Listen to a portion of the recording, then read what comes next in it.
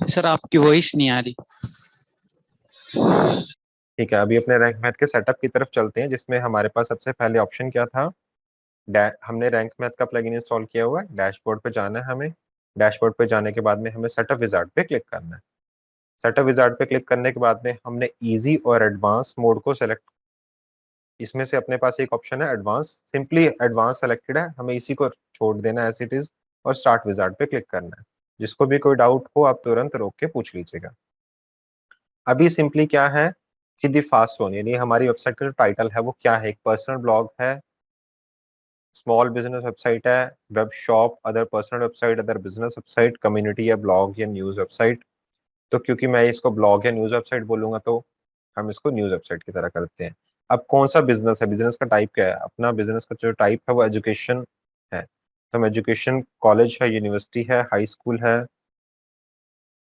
Government organisation है, किस तरीके की वेबसाइट है।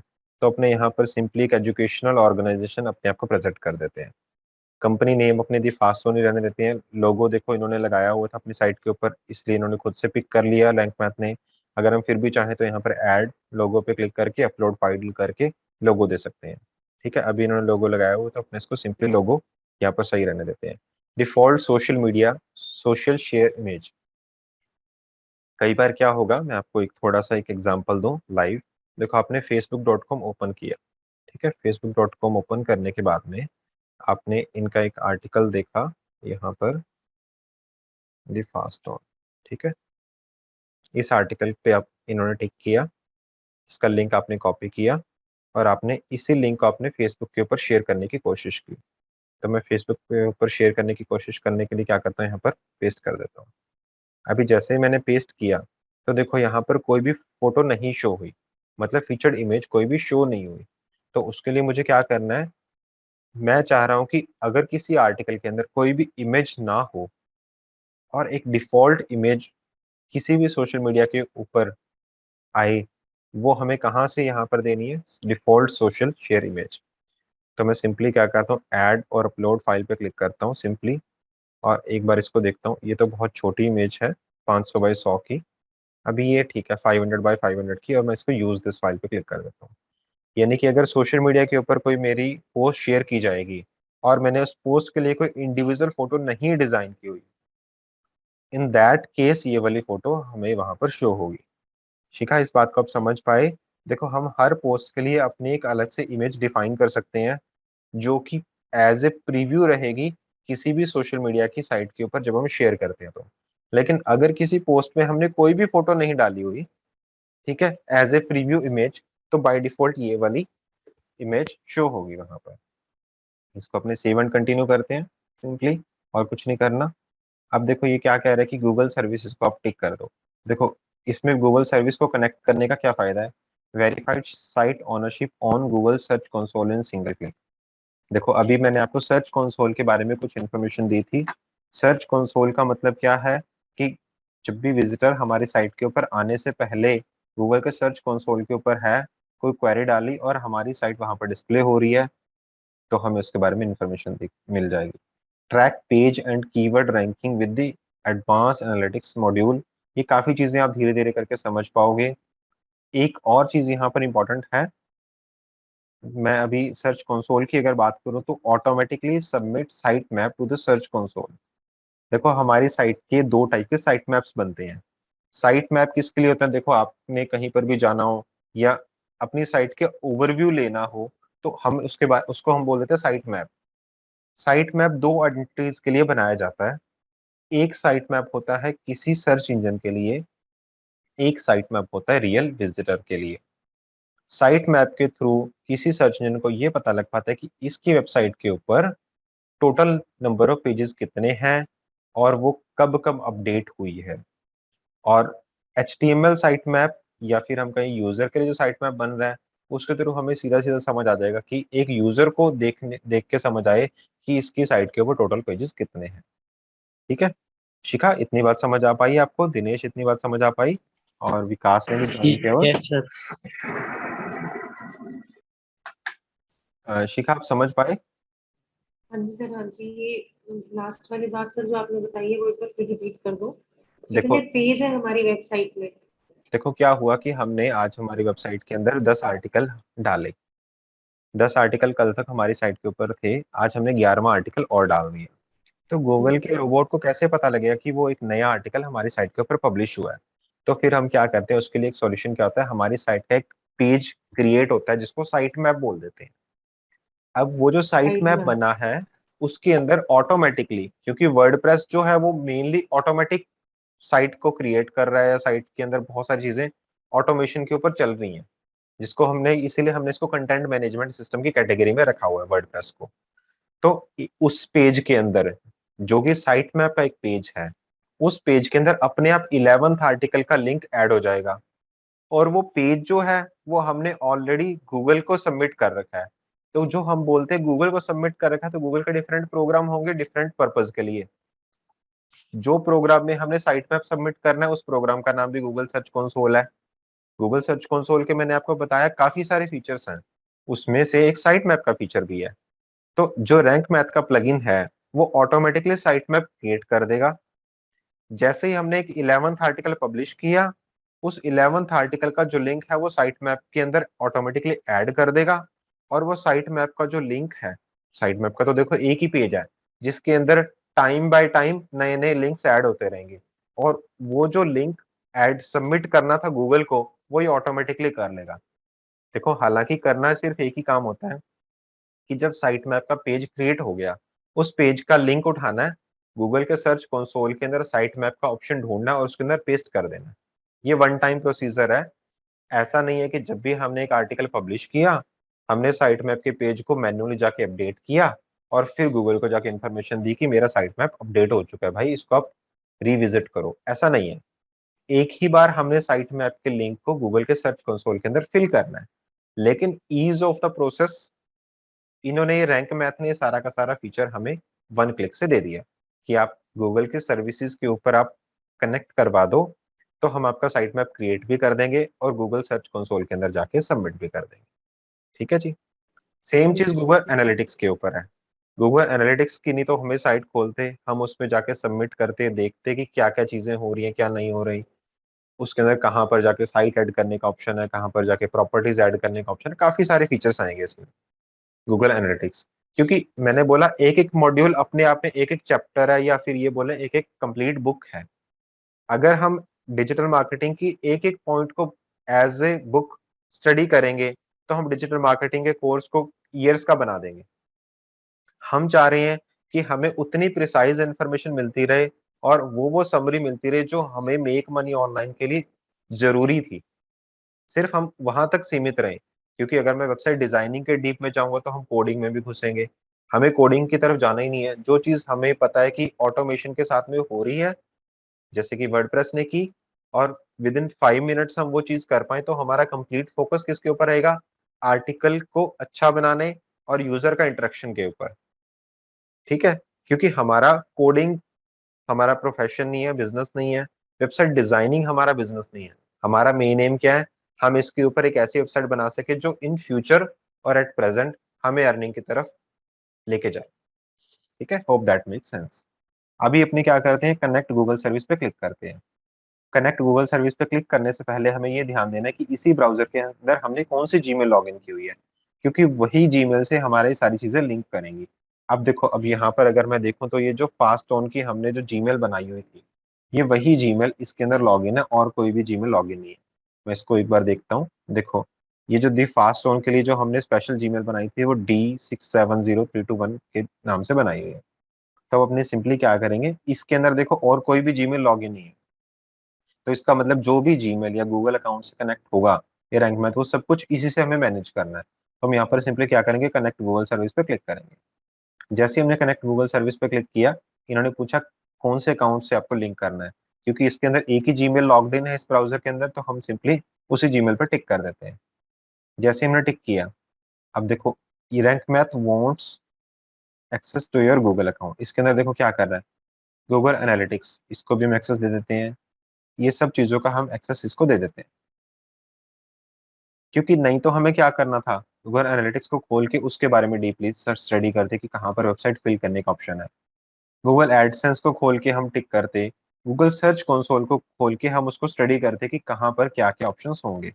अभी हमें वो नहीं करने। हम चाह रहे हैं कि रैंक मैथ एक प्लगइन है जिसके ऊपर हमने भरोसा कर लिया कि जो वो प्लगइन हमारी वेबसाइट के लिए करेगा वो ठीक है। ऑल्दो आप चाहो तो हम एक एक स्टेप को डिटेल में मैन्युअली भी कर सकते हैं, बट अभी के लिए हमें इसको एज इट इज करना है। अगर हमें इन फ्यूचर कोई चीजों को कस्टमाइज करना हो तो वो हम कस्टमाइज कर सकते हैं। तो देखो अभी इन्होंने क्या दिखाया कि साइट, देखो गूगल सर्च कंसोल में इसने बैकएंड में कनेक्ट कर लिया, लेकिन यहाँ पर साइट कोई भी नहीं है।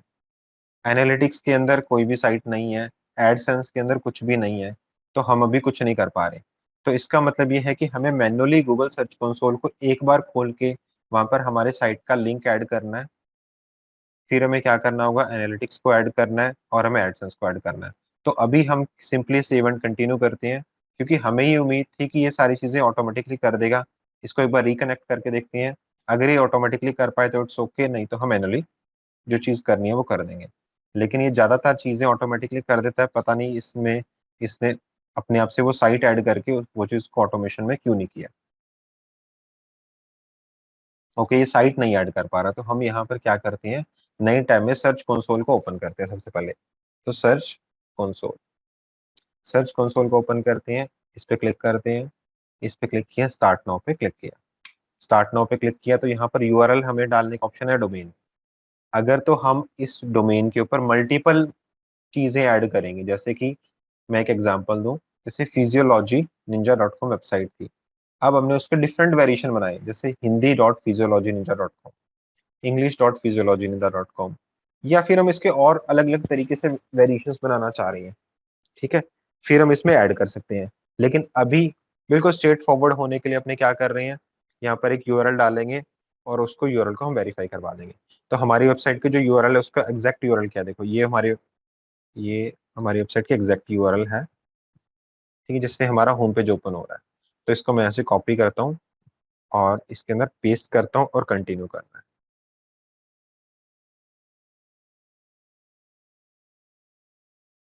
अब ये हमें कुछ इंस्ट्रक्शंस दे रहा है।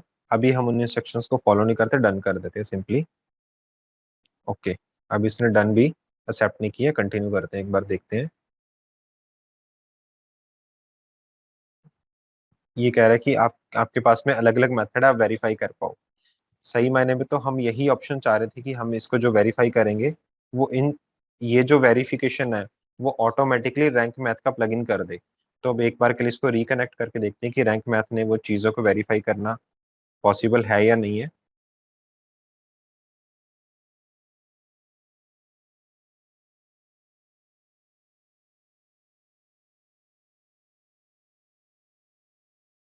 देखो अभी हमने सिर्फ इसको ऐड किया था, इस साइट को, ये यहाँ पर आ चुकी है। इस वेबसाइट को ऐड किया था तो इसने अब सारा कुछ कर दिया। अब अगर तो देखो द फास्ट वन में हम सबसे ज्यादा ट्रैफिक वर्ल्ड वाइड चाह रहे थे, इट्स ओके। सेम चीज हम क्या कर सकते हैं, गूगल एनालिटिक्स में भी कर सकते हैं कि एक वेबसाइट ऐड करेंगे, बनाएंगे, और वो चीज पर अभी के लिए मैं कुछ नहीं करना चाह रहा, सिंपली हाँ ईमेल रिपोर्ट्स मेरे को कुछ नहीं चाहिए, कोई ईमेल की रिपोर्ट नहीं चाहिए ईमेल के थ्रू, सेव एंड कंटिन्यू कर दूंगा। ठीक है, अब मैं देखो इसको, अब मैंने इस टैब को, बाकी सब टैब को बंद कर दिया और सिंपली रैंक मैथ को मैं फॉलो करता हूँ। अब रैंक मैथ के अंदर मैंने अभी भी एक्सप्लेन किया था कि साइट मैप का एक फीचर है। तो साइट मैप के फीचर को हमने यहाँ पर इनेबल कर रखा है बाय डिफॉल्ट, इट्स ओके। उसके बाद में इन सारी चीजों को अभी हमें हमने एज इट इज रखना है। न्यूज साइट मैप को मैं इसलिए इनेबल करूंगा कि अगर मेरे को मेरी वेबसाइट के अंदर न्यूज का टैब ऑन करना है तो, ठीक है, तो न्यूज के टैब ऑन करने के लिए Google News publish publication name, तो यहाँ पर मैं नेम दे दूंगा, it must match the name exactly as it appear on your article news.google.com। क्योंकि इसमें क्या होता है कि जब हम अपनी वेबसाइट को गूगल न्यूज के लिए अप्रूवल में देते हैं तो हमें एक नेम देना होता है। तो हम अभी राइट नाउ अभी हमारी वेबसाइट बिल्कुल नहीं है, तो हम इसको न्यूज साइट मैप को हटाते हैं और सिंपली सेव पे क्लिक करते हैं। ना अभी हमें वीडियो साइट मैप पे जाना है। ठीक है, अब सर्च एंड ऑप्टिमाइजेशन के कुछ ट्वीक्स हैं, इसको हमें कुछ समझने की जरूरत नहीं है, अभी सेव एंड कंटिन्यू पे चलते हैं। एज ए बिगिनर हम सब कुछ ठीक है। अब हम इसको करते हैं, डैशबोर्ड पे चलते हैं। ठीक है, इतना काम हमें समझना था। जो जो सेटअप्स हमने अभी तक किए वो एक एक सेटअप हम हर चीज को मैनुअली भी कर सकते हैं, जैसे भी रैंक मैथ के डैशबोर्ड में आके हमारे पास और बहुत सारे फीचर्स मिलेंगे, बहुत सारे फंक्शंस मिलेंगे। हम जो जो फंक्शन को चाहें वो मैनुअली एक एक चीज को हम कस्टमाइज कर सकते हैं कि आपकी साइट का अबाउट पेज कौन सा है, आपकी साइट का कॉन्टैक्ट पेज कौन सा है। ठीक है, इतनी बात यहाँ तक कुछ डाउट आया तो आप बताइए। ठीक है, फिर अपने आगे बढ़ते हैं। शिखा, कुछ डाउट आया अभी तक आपको? सर मेरी क्लास डिस्कनेक्ट हो गई थी बीच में। आप वो सिखा रहे थे ना रैंक मैथ वाला, हम्म। तो उसमें देखो, ऑटोमेटिकली वो वेरीफाई करने के लिए बोल रहा था, वहां तक हाँ जी, था वो मैंने। वेरीफाई करने के लिए बोल रहा था। जैसे ही हमने रैंक मैथ को फिर से रिकनेक्ट पे क्लिक किया, तो जो ड्रॉप डाउन मेन्यू में हमें अपनी वेबसाइट नहीं शो हो रही थी, वो हमें वेबसाइट शो होने लगी। अब देखो, अब अपने एक बार के लिए सर्च कंसोल पे क्लिक करते हैं, सर्च कंसोल में जाते हैं अपने। अब यहाँ पर देखते हैं कि अगर हमारी साइट वेरीफाइड फॉर्म में वहां पर है तो ठीक है, फिर तो रैंक मैथ का कुछ लॉजिक था। अभी देखो, इसके अंदर हम प्रॉपर्टी पे जाते हैं, देखो नोट वेरीफाइड में आया था। अब अपने एक बार के लिए यहाँ से सेलेक्ट करते हैं, अभी भी नोट वेरीफाइड है, जबकि होना क्या चाहिए था, नोट वेरीफाइड से वेरीफाइड फॉर्म में जाना चाहिए था। तो अपने इसी को एक बार फिर से यहाँ पर समझने की कोशिश करते हैं। इसके अंदर हम साइट मैप स्कीमा, एक मिनट में इसको देखता हूँ, इसमें कहीं ना कहीं डेफिनेटली ऑप्शन होना चाहिए गूगल मैप्स एपीआई की।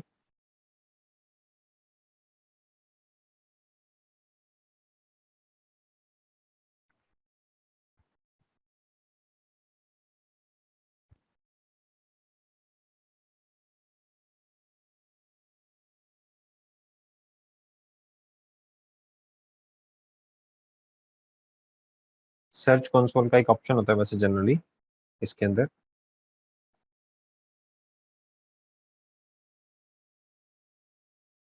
हाँ, ये रहा वेब मास्टर टूल या सर्च कंसोल, इसी का नाम है। अब इसमें क्या किया इन्होंने, यहाँ पर हमें देखो, हम कोई भी वेबसाइट को गूगल के सर्च कंसोल के अंदर नहीं ऐड कर सकते अनटिल एंड अनलेस वो वेबसाइट हमारी ना हो। तो देखो, अब यहाँ पर इन्होंने वेरीफाई, जैसे देखो हमने क्या किया, सर्च कंसोल ओपन किया, हमने अपनी वेबसाइट का लिंक डाला था। जैसे हमने अपनी वेबसाइट का लिंक डाला, उसमें वेरीफाई करना है कि आपकी ये वेबसाइट है। तो यहाँ पर एक मेथड है HTML टैग, इस पे क्लिक करते हैं, इसको हम कॉपी करते हैं सिंपली यहाँ से। और रैंक मैथ ने हमें एक ऑप्शन दे रखा है, वेब मास्टर टूल। तो यहाँ पर इसको पेस्ट करेंगे सिंपली और सेव चेंजेस पे क्लिक करते हैं। जैसे ही हमने सेव चेंजेस पे क्लिक किया, यहाँ पर हम HTML टैग के नीचे वेरीफाई पे क्लिक करते हैं। अगर वो सेव चेंजेस या वेरिफिकेशन होगी तो हमें ये अलाउ करने दे देगा। ऑनरशिप वेरीफाइड है, गो टू प्रॉपर्टी।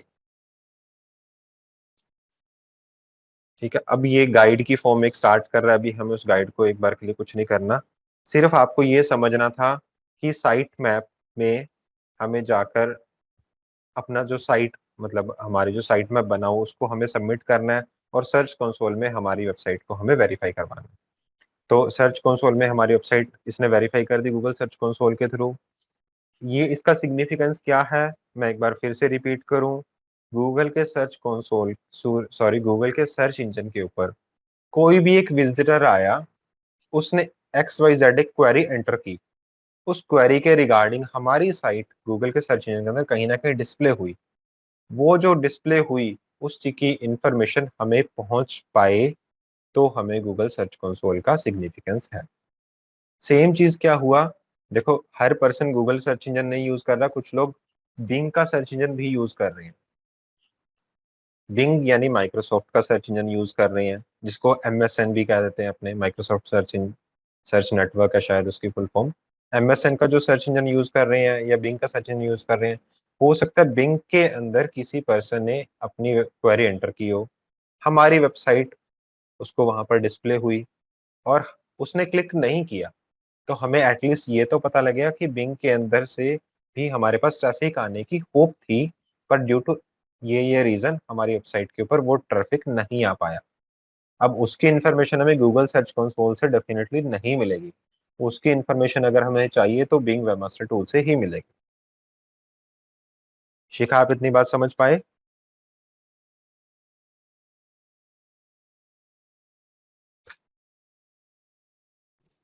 हाँ जी सर, हाँ जी। ठीक है, अभी आपने देखो, रैंक मैथ अभी का फंक्शन बताया। जी, रैंक मैथ के फंक्शन में ये एक बहुत छोटा सा फीचर है, लेकिन रैंक मैथ का फंक्शन में और भी बहुत सारे फीचर्स हैं। अभी मैं एक बार साइट मैप सेटिंग पे चलता हूँ। ठीक है, अब यहाँ पर है images in the site map, ये साइट मैप का लिंक है। मैं एक काम करता हूँ, इसको सेव पे क्लिक करता हूँ और फिर मैं यहाँ पर साइट मैप के फंक्शन में आके देखता हूँ कि क्या वो साइट मैप का लिंक इसमें है। अब देखो एज पर रैंक मैथ ये जो लिंक है यहाँ पर बाय डिफॉल्ट होना चाहिए था। ठीक है, अभी लिंक यहाँ पर नहीं है तो हम एक बार के लिए मैनुअल डाल देते हैं। कुछ कुछ टेक्निकल जो भी रीजन रहा उसकी वजह से इसने वो लिंक को यहाँ पर नहीं डाला। तो अपने एक काम करते हैं, इस लिंक को यहाँ से सिंपली कॉपी करते हैं, राइट क्लिक किया, कॉपी लिंक, यानी कि पर इसके अंदर आधा पार्ट पहले से आया हुआ है। देखो मैंने जो लिंक कॉपी किया है वो ये वाला लिंक था। ठीक है, अब ये कह रहा है कि इतने वाला पार्ट आ चुका है, स्लैश तक का पार्ट आ चुका है, हमें सिर्फ आगे वाला पार्ट सबमिट करना है। तो इसके सफिक्स वाला पार्ट को हम कॉपी करते हैं और सबमिट पे क्लिक कर देते हैं। जैसे ही हमने सबमिट पे क्लिक किया, इसका मतलब क्या हुआ, अभी इसने कुड नॉट फैच पे क्लिक, कुड नॉट फैच का हमें स्टेटस बताया है। मैं इसको एक बार रीलोड करता हूँ, अभी सक्सेस का फीचर आ गया, सॉरी स्टेटस आ गया। इसका मतलब क्या है कि ये जो रैंक मैथ ने अभी, हाँ एक और चीज थी कि इस साइट मैप को मैं आपको ओपन करके दिखाता हूँ कि इस साइट मैप में है क्या। जैसे मैंने साइट मैप को ओपन किया, देखो इसके अंदर ये कह रहा है कि इसके अंदर 4 लिंक्स अवेलेबल है, post site map, page site map, category site map और लोकल साइट मैप। इससे आपको क्या समझ आया, इस साइट मैप का लिंक क्या था, site map underscore index dot XML. XML जो भी फाइल होती है वो यूजर के रीड करने के लिए नहीं होती, बेसिकली रोबोट्स के रीड करने के लिए होती है, जिसको हम बोल देते हैं सर्च इंजन्स। तो इसका मतलब ये होगा कि इस एक साइट मैप के अंदर फर्दर 4 साइट मैप्स के लिंक है।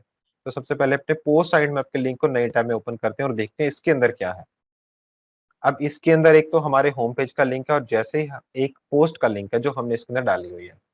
तो इसका मतलब क्या हुआ कि जैसे ही हम एक नया पोस्ट हमारी साइट के ऊपर पब्लिश करेंगे, ये जो पेज है, इस पेज के अंदर एक और लिंक वो आ जाएगा और वहां पर डेट और टाइम आ जाएगी कि किस कितने बजे ये जो पोस्ट थी वो पब्लिश हुई थी, ताकि गूगल को इस पेज के थ्रू सारा का सारा सिग्नल मिलता रहे कि इस साइट के ऊपर एक नया आर्टिकल पब्लिश हुआ है। आप अपने रोबोट को वहां पर भेजिए और उस आप आर्टिकल को रीड कीजिए, और अगर आपको जरूरी लगता है तो फिर इस आर्टिकल को अपने डेटाबेस में ऐड कीजिए, जिसको हम इंडेक्सिंग बोलते हैं। इतनी बात समझ में आई? Yes sir. यस ठीक सर। है, अभी मैं एक छोटा सा एक एग्जांपल और दूं। सपोज आपने अपनी वेबसाइट के अंदर 50 पेजेस बना दिए, जिसमें से 10 पेजेस को आप चाह रहे हो कि गूगल के सर्च इंजन के अंदर मैं ना दिखाऊं, फॉर वट एवर रीजन, पर आप चाह रहे हो 10 पेजेस को मैं अपने साइट के इन 10 पेजेस को आप गूगल के अंदर ना दिखाऊं। अब देखो गूगल के अंदर ना दिखाऊं तो उससे क्या होगा, अगर आप ये गूगल सर्च कंसोल के अंदर अपनी वेबसाइट ना ऐड करते, आप साइट मैप ना सबमिट करते, तब भी गूगल ने अपनी आपकी साइट को अपने डेटाबेस में ऐड कर लेना था। लेकिन अगर हम ये कर रहे हैं तो हम गूगल की हेल्प कर रहे हैं। गूगल की हेल्प कैसे कर रहे हैं, देखो गूगल का रोबोट है, वो धीरे धीरे करके रैंडमली कोई ना कोई साइट विजिट करता रहता है और उसको जो भी कंटेंट यूजफुल लगता है वो अपने डेटाबेस के अंदर ऐड कर लेता है।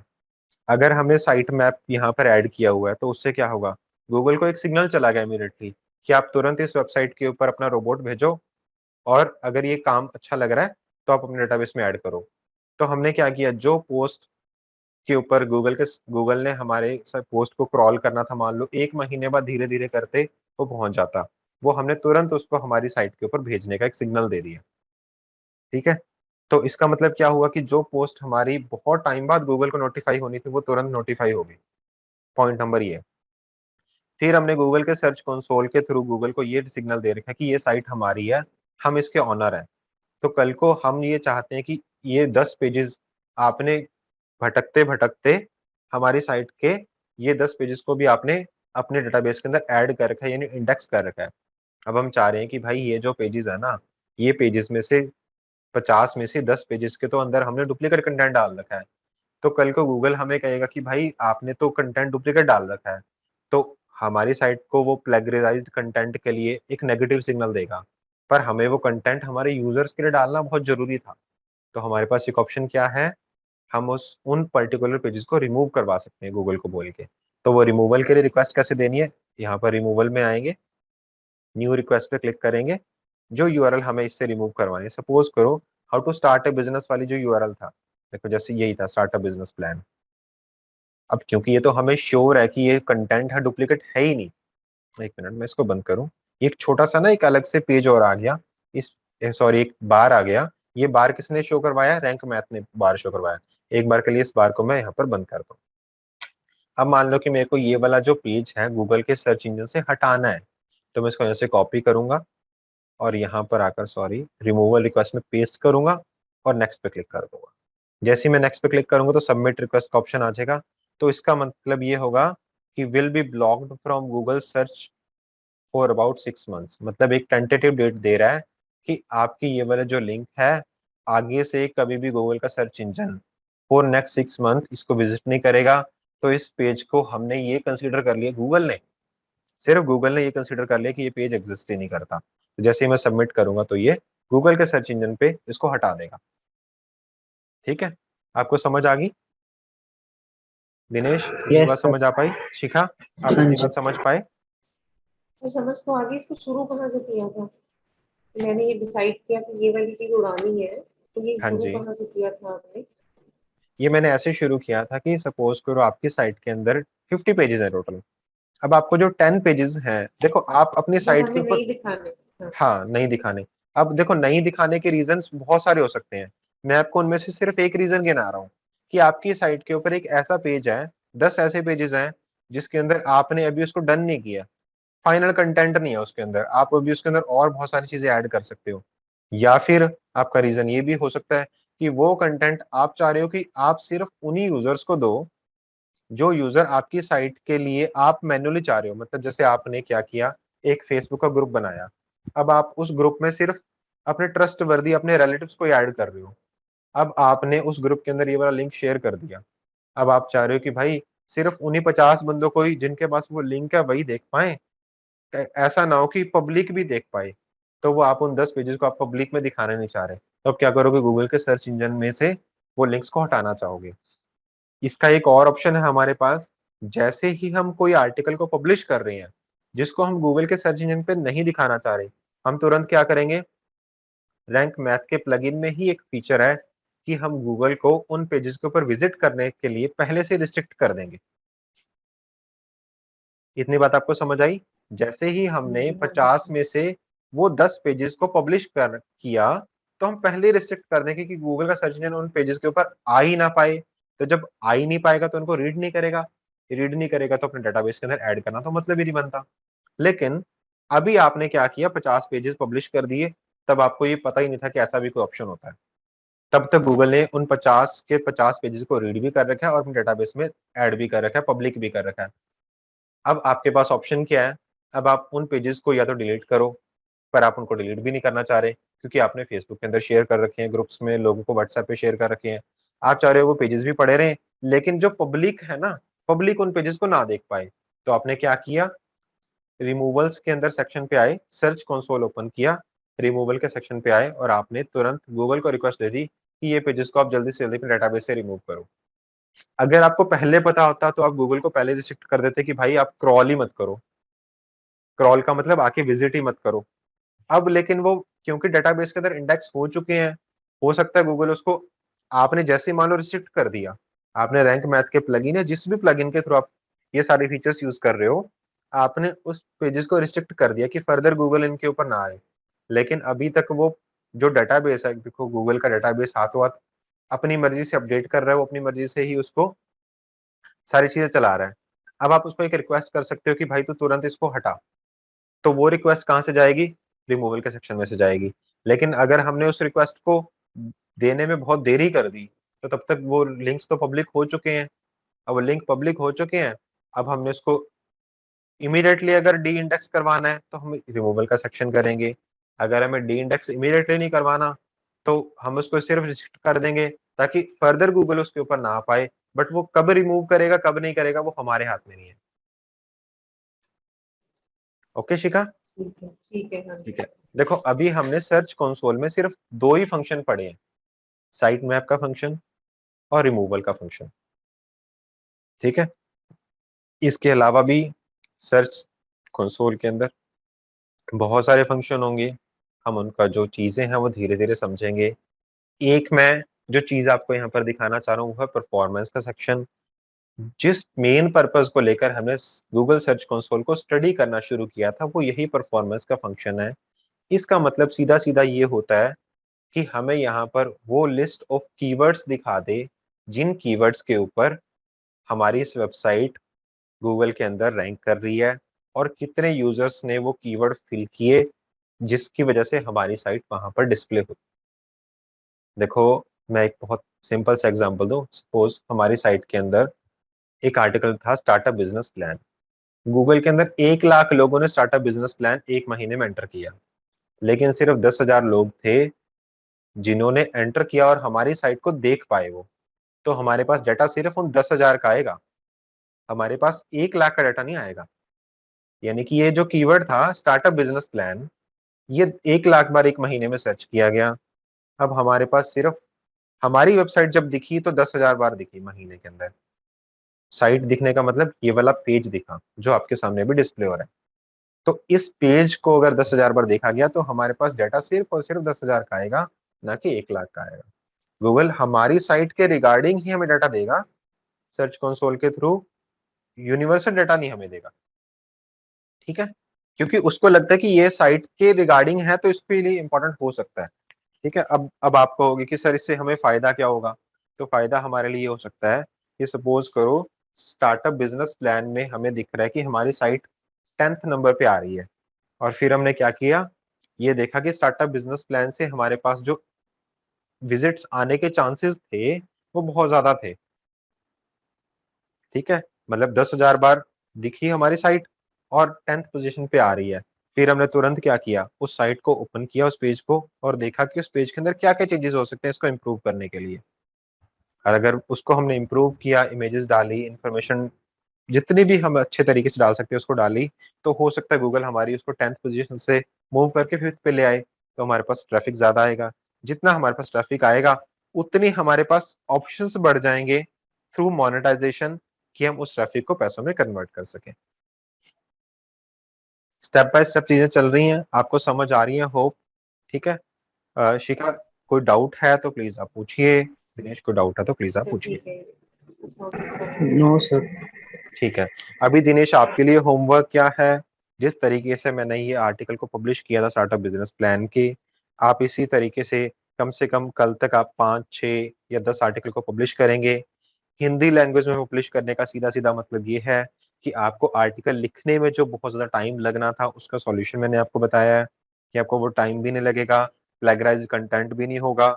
और एक जो सबसे बड़ा बेनिफिट है कि बहुत सारे लोग साइट्स चला रहे हैं मिलियंस में, बिलियंस में, लेकिन हिंदी के अंदर चलाने वाले बहुत ही लिमिटेड लोग हैं as compare to whole world.